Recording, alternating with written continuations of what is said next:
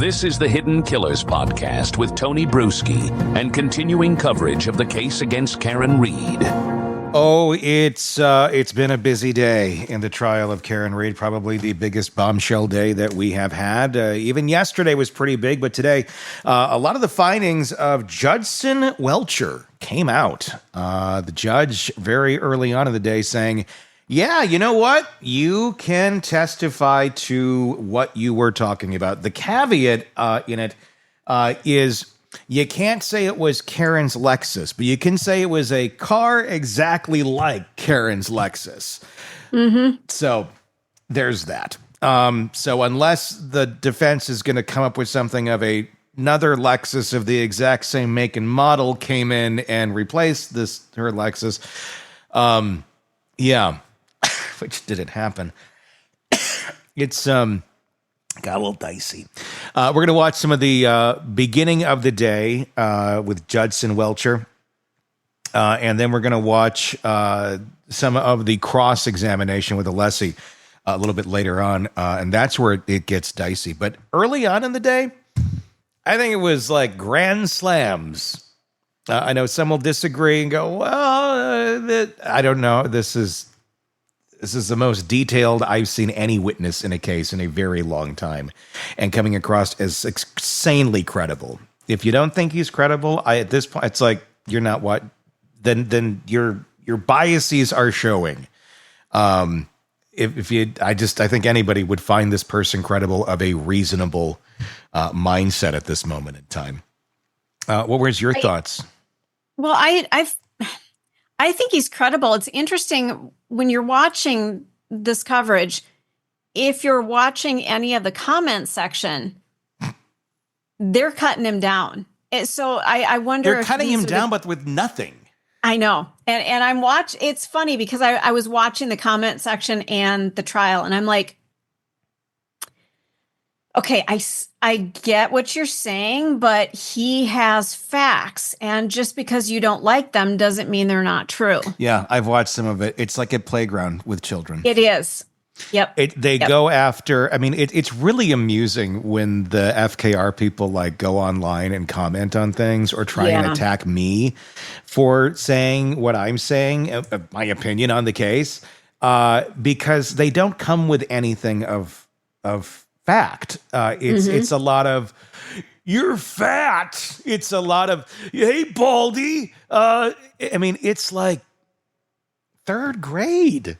I mean, it's so laughable, and I don't know if they think they're like making some sort of I don't know what the hell they think they're doing, but if you're gonna come at somebody, the best you got is like, yeah, you're bald. Even my sixth grader has grown out of that one being something that anyone really cares about. And it's funny, too, because people think like that would be like something I'd be insulted by. Like, I'm good. I'm very happy. Like, this is better than hair for me. So, this is what you... It shows the immaturity of his the flying monkeys and the main flying monkey, because all that idiot does is just swear at people and call them names like they're on a third grade playground. And if you're sitting there consuming that thinking, oh, this is mature, I don't know what else to tell you. Like you got some problems. Like you can think she's innocent, that's fine, but if you're like consuming that and going, this is what I'd like to consume today, some idiot just swearing at people, okay. Yeah. Well, confirming your own reality that you don't want to see maybe something than you originally thought it was. It's funny. Let's watch again some of the beginning of the day. This is the moment that I think the courtroom may have shifted. Let's take a look.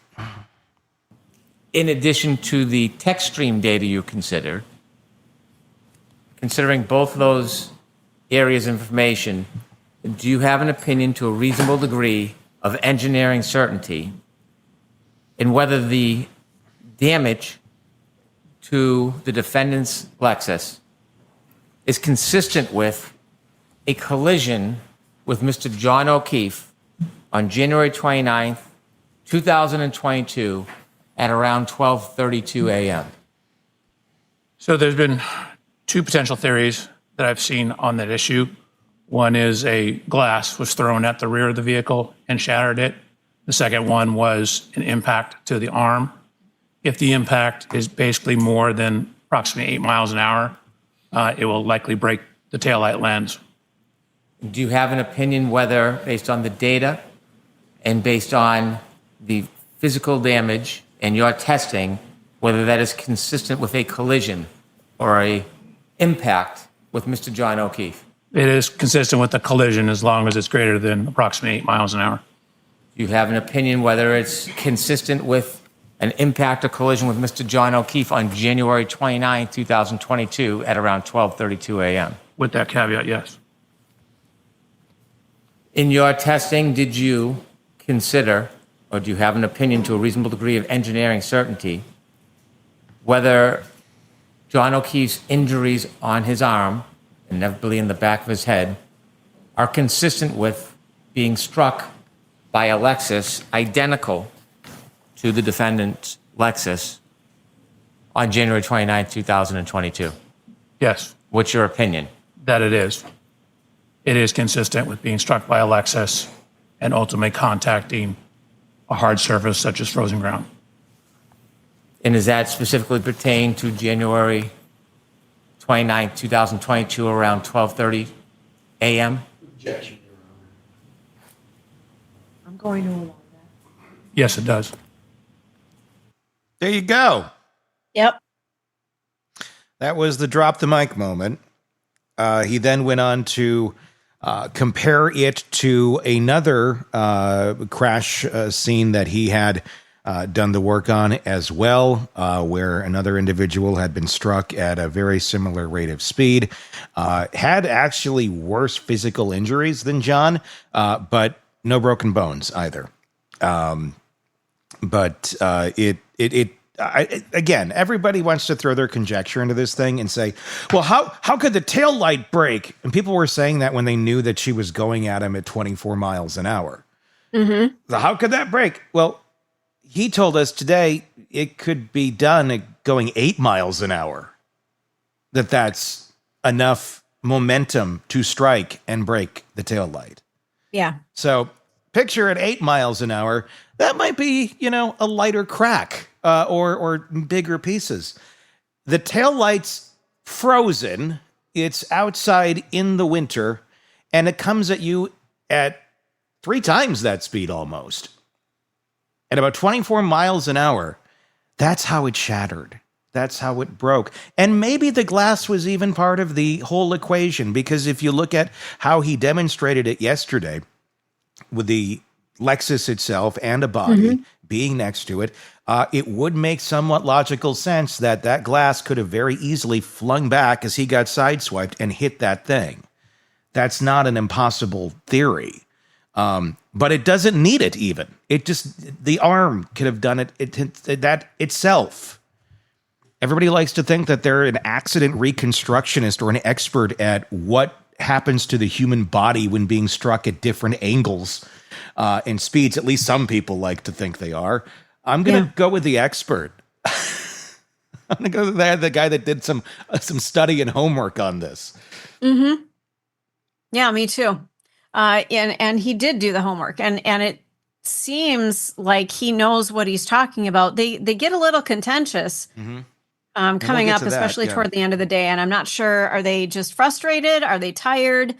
Are the questions not landing right? But there's some attitude here, and I'm okay with it. I'm here for it. I'm finding it amusing because a lot of what Alessi is asking doesn't even make sense. And he's trying to wing it, I think, to a certain extent, on things he doesn't have knowledge on, and then presenting it in some sort of a bizarre question form to a man who this is his life, and he's like, "What about this?" And he's entertaining him very well, and allowing him to, ask his questions, and he's been so far answering them in very great detail. I've thought that has been quite quite telling. Let's actually go over to some of that. There's a whole other portion in the morning if you want to see it. It's up on our YouTube page, Hitting Killers with Tony Bruschi. There's actually two other segments from the morning that are up there that are basically straight to the point. Him talking about how John O'Keefe was sideswiped and how that would have launched him where he went and why. And it just explained everything in scientific forensic goodness. Well, in physics, you may not like the answer, but physics isn't wrong. Yes. And if physics was a challenge for you in school, I get it. It challenged the living shit out of me. There were times where I laid my head down on my desk and cried. But physics doesn't lie. Gravity and force and mass. There's equations that have been around for eons. This is just how it works. And what happens? A human body versus a car. Guess who wins? And there's basic math involved too, Yeah. with clocks and time, and they all match up as well. Well, they try to refute that again.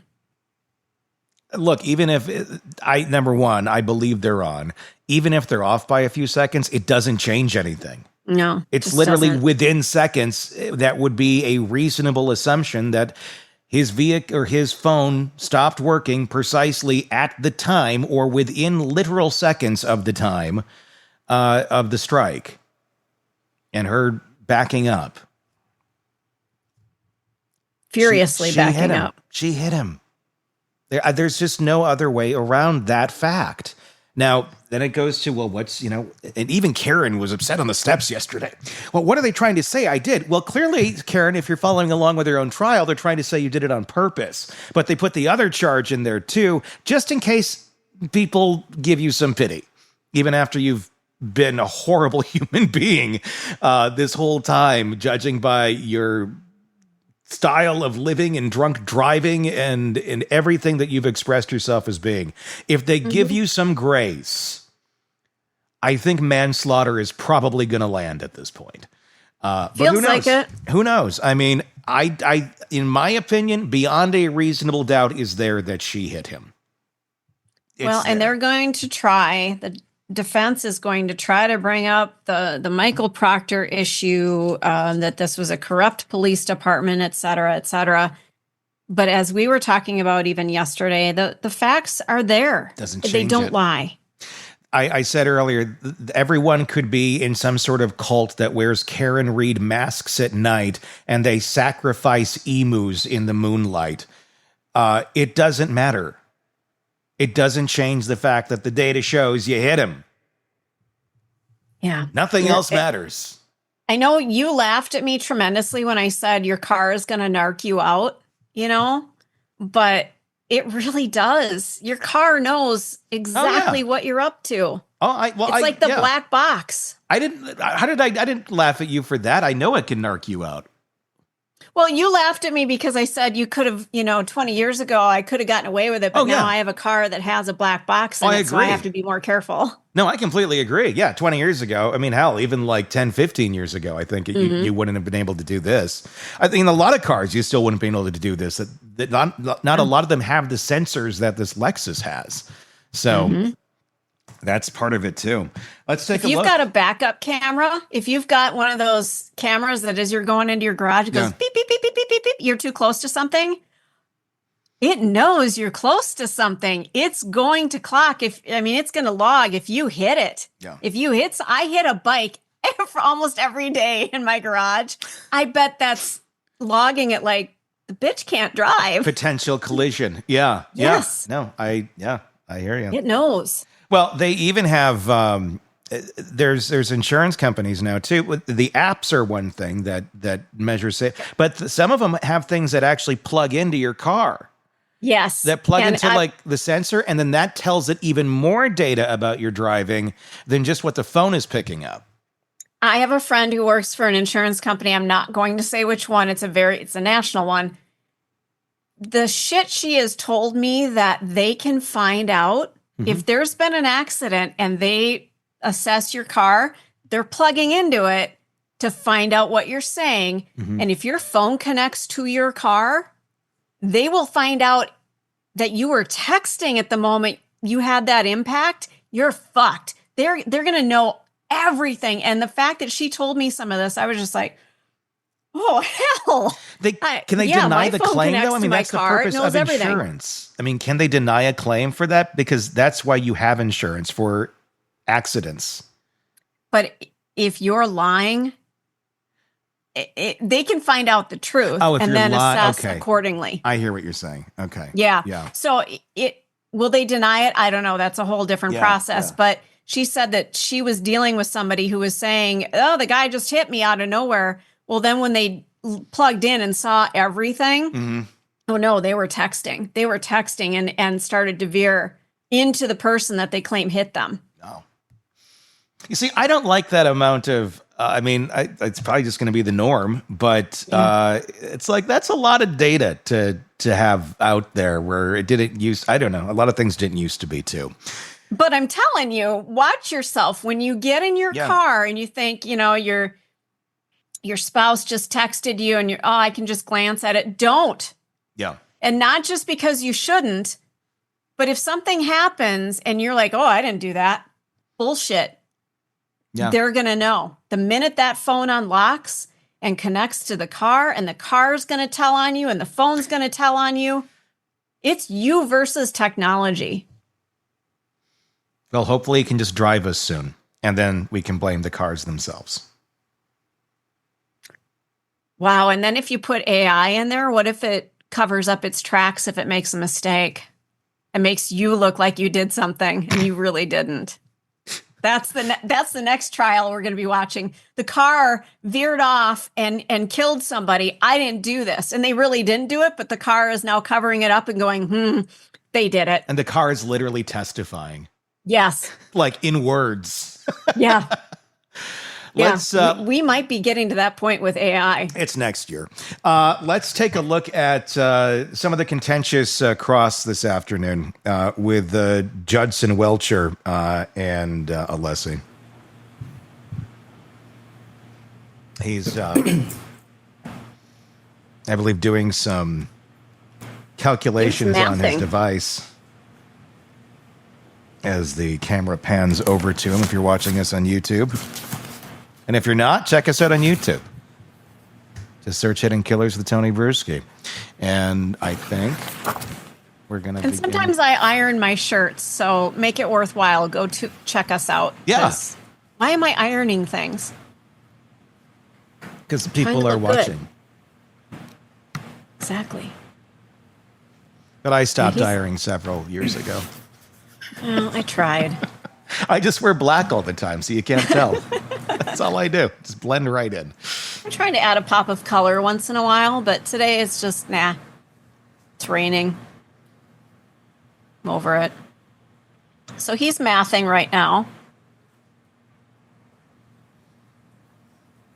This guy, Judson was in trouble with the judge because he keeps trying to open his laptop. I think he's addicted to screens. Mm-hmm. He cannot do this without his laptop. And he finally pulled a sidebar on him. It's absurd that they can't, like, we want you to give us this technical data right now. It's not memory class at the Lutheran school. What do you get? If you want the real facts, get the real facts. Force in the F equals M times A calculation. About 2,188 pounds.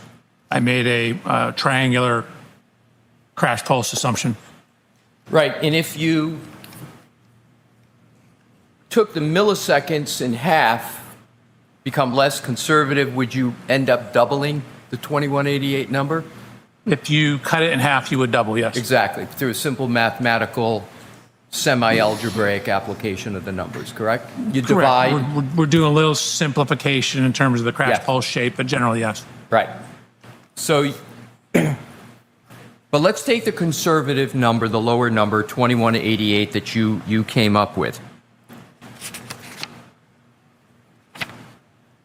Do you know from the literature, as you did with the head, you went to the literature and said, this is how much pounds of force the F you would get to have to cause a break at the occipital bone. Do you know from the literature how much force it would take to break an arm bone? I have an idea, yes. What is your idea? So for a distributed load, such as this, not a concentrated load, you're going to need somewhere between, I've seen, and this is for cadaver tests, a low of like 2,500, maybe a little lower, to a high of 7,000. Sir, you have switched, haven't you? We're talking about center mass impact. Did you, in your calculation, just switch to a side swipe impact to do your calculation? No. I'm asking about a center of mass impact. How much force would you need? Let's start with the hand. Maybe it's a simpler one. Do you know how much force it takes to break, any of the hand bones, the felt, you know what I'm referring to, the phalangeals? Yes. The metacarpals, and the carpals? Correct. How much pounds of force do you need to break any one of those bones? Actually, I didn't find any distributed loading on the amount of force. I don't know.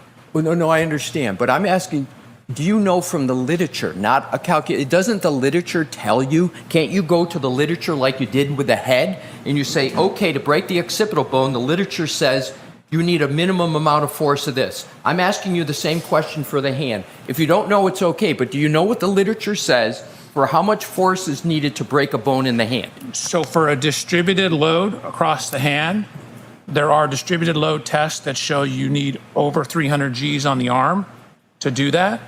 So it would depend on the mass of the hand. What is the range of force that you would need to break a bone in the hand? Do you know from the literature? If you don't, that's okay. I could probably figure it out. How long would it take you to figure it out? Do you know from the literature what that number is? Not off the top of my head, no. Is 300 to 400 pounds of force sound right from the literature that it would take to break a bone in the hand? For a distributed load, Yes. such as the taillight, no. No, not a distributed load. A load from a motor vehicle going backwards. Right, that's a distributed load. Right. So you're saying 300 to 400 pounds of force would not be enough to break any bone in the hand. Is that your answer? So for a flat distributed load, like hitting the taillight, you're going to need higher. How about another part of the back of the vehicle? I guess if you hit on the very corner and it wasn't a distributed impact, like if you had a more concentrated impact, Yes. that could increase or decrease the amount of force required. How much would it decrease it from the number you gave? Depends on what you're hitting, what it's made out of. The contact Lexus area. SUV. Let's assume. I'm sorry. Mr. Les, can you repeat the question, please? Absolutely. Thank you. Let's assume we're talking about this Lexus SUV, right?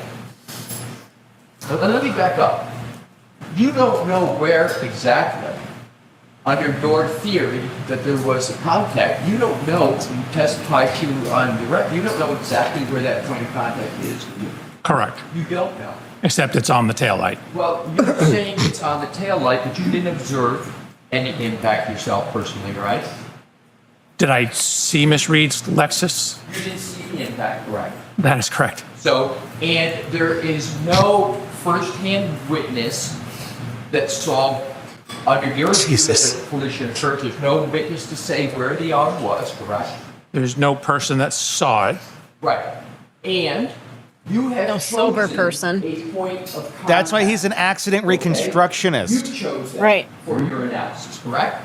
Correct. And you picked that location, but it's also possible that under your theory that a collision occurred, that that arm could have been impacted any part of the back of the vehicle. That's possible, isn't it?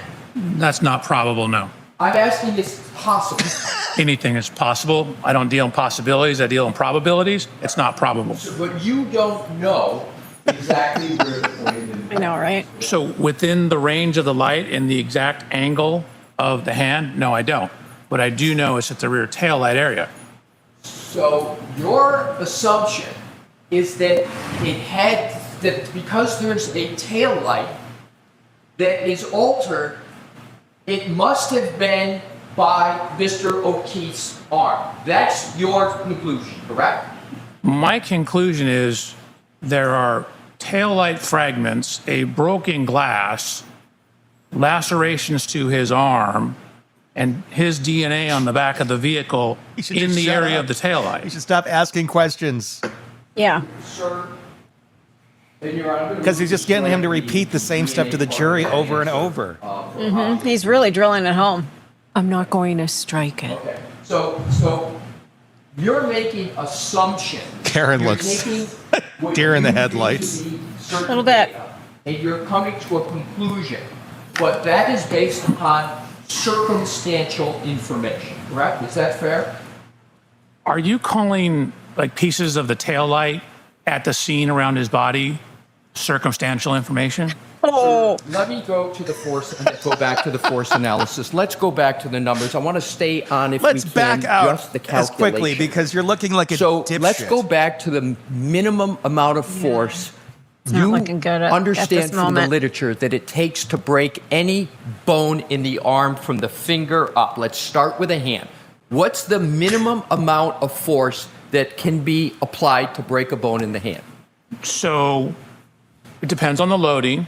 So I don't actually know. In terms of the forearm, I can tell you there's data that shows up to 300 Gs of loading. You will not get fractures. There's one up to 750 Gs showing no fractures for a male of similar height and weight of Mr. O'Keefe. Thank you. You're welcome. So let's take those numbers, okay? You said 300 and 750. Did I hear it correctly? Unless he You just did? comes across as Okay, such a that's condescending The dick. numbers you Little gave bit, that would yeah. break a bone, Like- correct?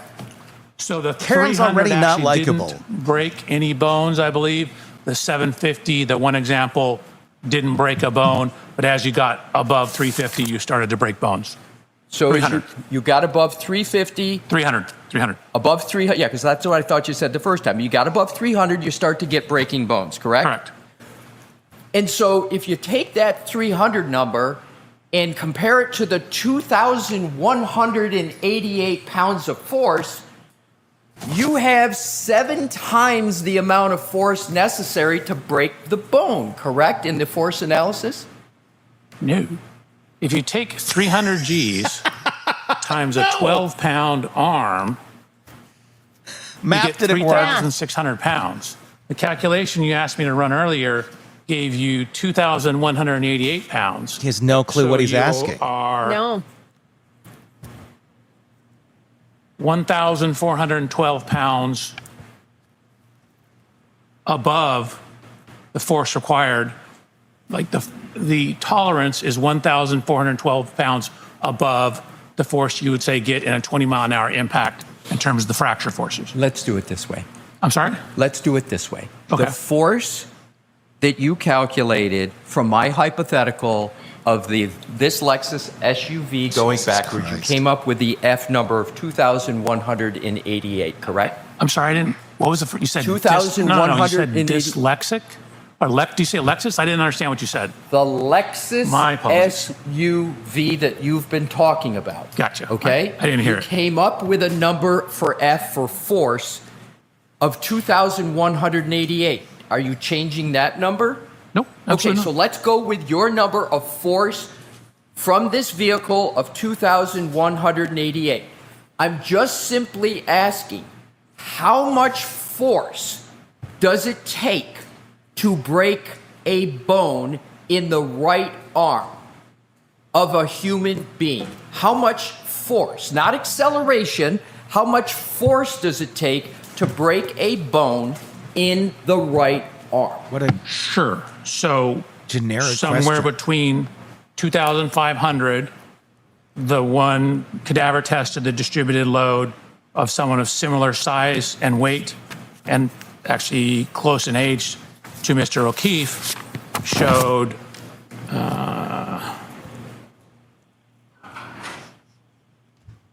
about 7,000 pounds of force to break it. Let's go to the hand. Do you disagree that the literature shows it only takes 300 to 400 pounds of force to break a bone in the hand? Do you disagree with that? your question's too general. I can't answer your question. It depends on the loading. If I take my pencil, which has a very fine point, and jam it through my hand, I can jam it right through my hand because it's a very small point.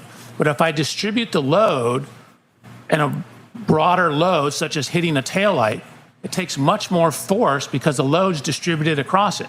It's like if I sit on the corner of my bed. I might sink in this far when I sit on the corner of my bed, but what happens when I spread my load out, when I lay on my bed like this? I don't sink in as far. Has my weight changed? And weight is basically force. No, but I've distributed it over a larger area, so for a given force, you get less sinking into the mattress. So if you hit a broad surface like a taillight or a wall like this, it takes much more force than if I were to take a singular small round object and jam it into the hand. That hurts. This does not. Okay, if you can hear my question, if it's unclear, you tell me. For not a pen, not your bed, but for a Lexus SUV of 6,000 pounds, is there any part of the back of the Lexus in any manner where you can get a brake to the hand from 300 to 400 pounds of force? Of Any course. part in the back of the Lexus? Yes. Probably. Okay. So probably, your words, you can get a brake to the hand from just between 300 to 400 pounds of force. That's what you just said, correct? So you're taking the totality of the back of it? Like if you got it stuck in the bumper? Potentially, yeah. But from a taillight or a broad flat surface? No. I'm not asking about a taillight.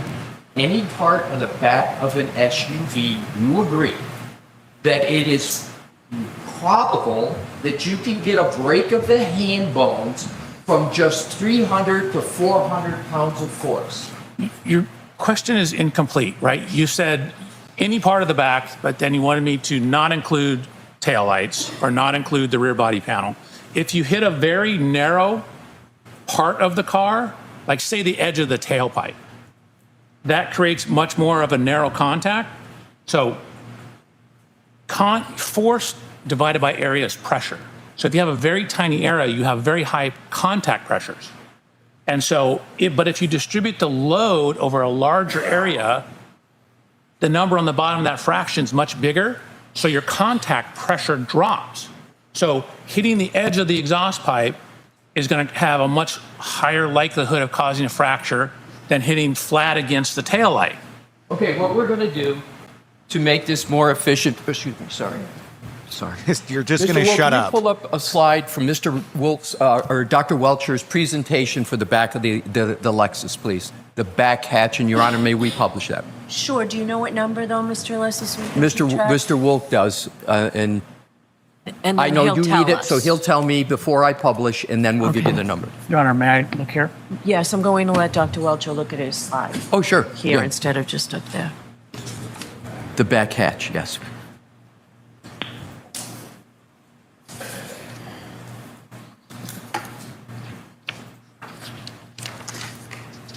Do you have one of Unless these he for should have your- spent more time watching Bill Nye and less Matlock. Yeah, Neil deGrasse Tyson, maybe. The one measuring the height, maybe? There we go. Thank you. Okay, this is your slide presentation.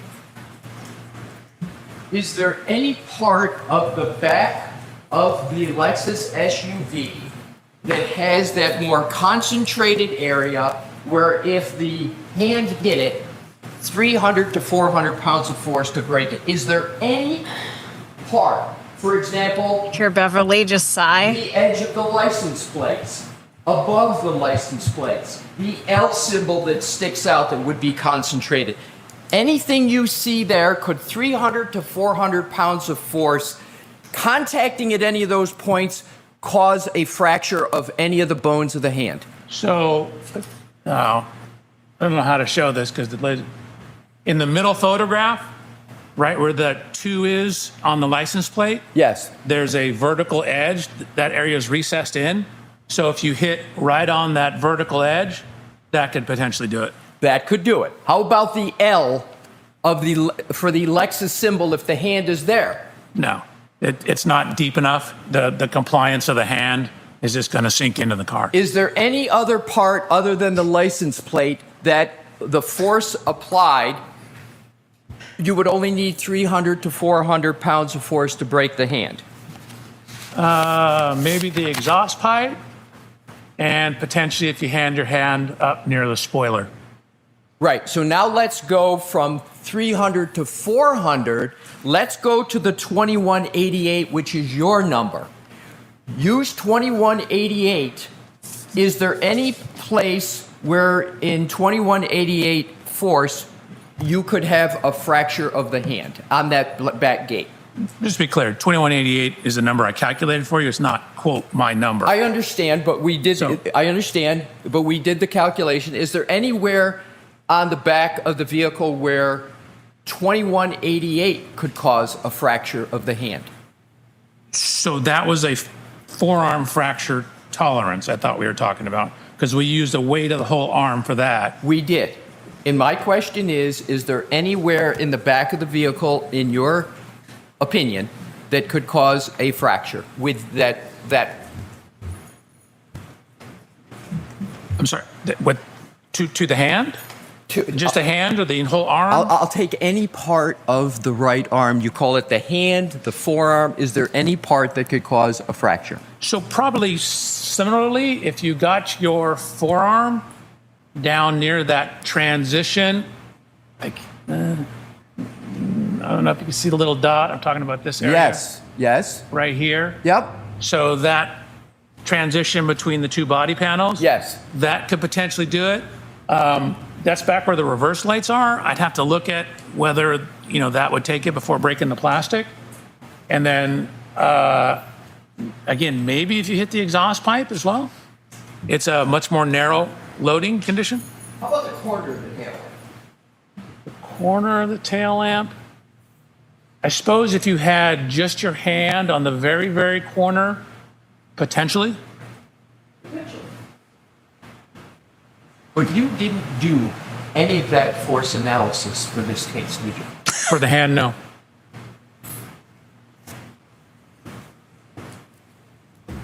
But you did it for the head, correct? Correct.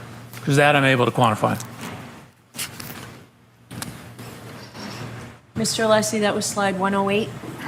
I just want to I'm keep sorry, track. Your Honor. Yes, Mr. Wolk. Yes. All right, thank you. Thank you.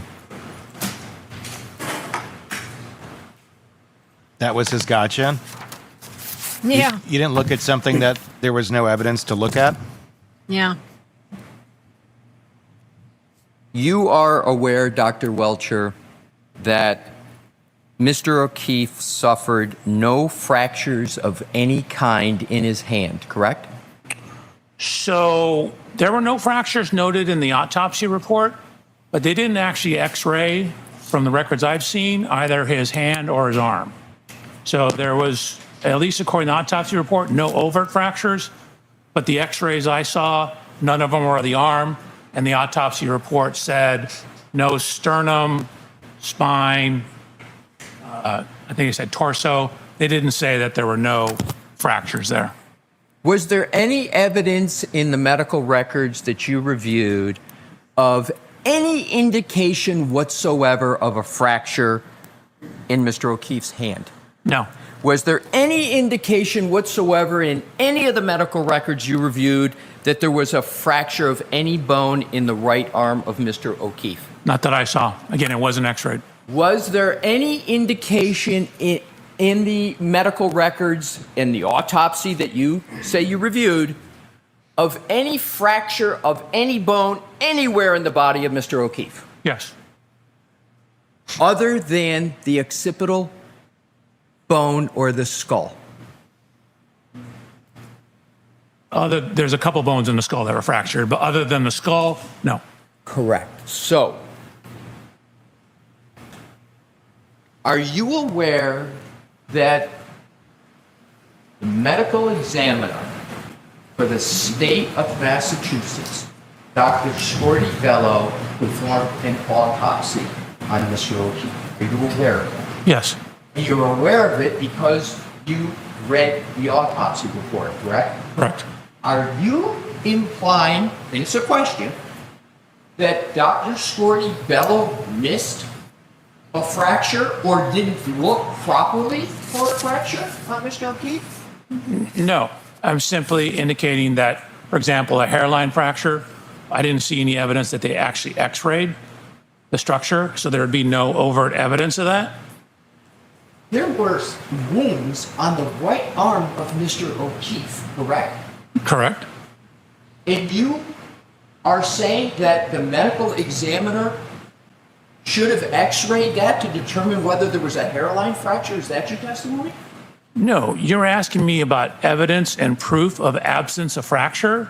So I would look for an x-ray to see if that was the case. I haven't seen any evidence of an x-ray of the arms.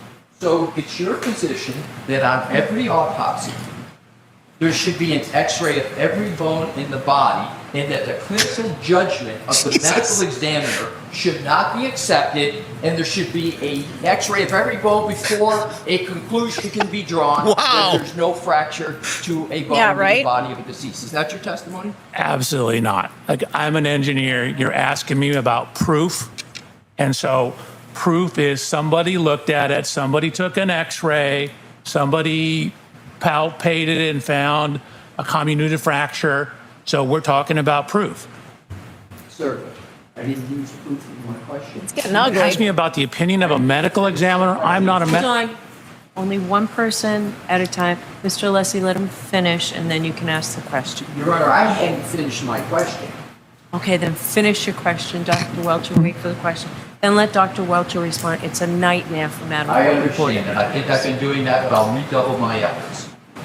Dr. Welcher, I didn't use proof in my question. I'm going to repeat the question.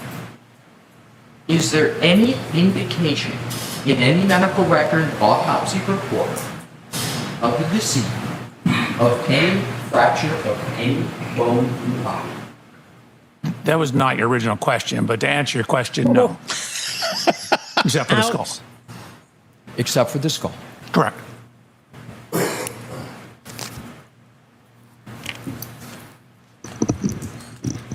They're not getting along very well, are they? No, because Alessi's Do you understand whether just coming the across as a real absence slimy dude. of any fractures other than the skull of Mr. O'Keefe was of significance to the medical examiner, Dr. Scorty Bello, in the conclusion she reached in the autopsy report that you read? System. Did you read the conclusions of Dr. Scorty Bello in the autopsy? I believe so. Are you aware of whether Dr. Scorty Bello has analyzed whether the injuries to Mr. O'Keefe are inconsistent or consistent with a motor vehicle impact? Are you aware of any analysis to that effect? Objection. So I'm going to see you on this one. To the principal's office. So there you go. That's a bit of the contentious fun. If you want to listen to the whole thing, we'll have it up for you on the podcast channels. And we'll get the video up as soon as we can. Did it make you uncomfortable? It made me uncomfortable. Like when mom and dad are arguing and you've got a friend over and you're like, can we just not do this? It reminded me of when one person is insanely unreasonable and the person just keeps asking the same question 45 different ways, thinking that the answer is somehow going to change. And the answer is a factual answer. It's not an opinion. Yeah. Yeah. Like, let's just not do this. Really, do we have to? Do we have to talk about this right now? I know he's trying to get at, well, his hand wasn't broken. Well, it didn't have to be broken. It didn't have to be. He's already proven that. So in case you missed that, Mr. Alessi, but at the same point, what are you going for here? They didn't have the x-ray. They didn't do x-rays. He's not there to criticize anyone or say that they should have done this. He's just saying, based on the data, I don't have an answer to that because they They didn't show an x-ray, so I cannot tell you if there were any other fractures there. Why they didn't do it? He doesn't know. It wasn't his job. He's just there to interpret the data. Yeah. Yeah, that's how that works. He is not the medical examiner. He takes everybody's information, the people who arrive on scene, the people who do the measuring of the scene, all of that, the medical examiner, and then he puts it together. They were trying to nail him earlier that, well, did you come up with a hypothesis before you started all of this? Well, yeah, but you know what? As you get more data, you start to That's how that parse works. it out and go, that doesn't really fit. You don't start with a you're conclusion. thinking. No, you never start with a conclusion because Right. that's why You you, might have have a an idea. hypothesis.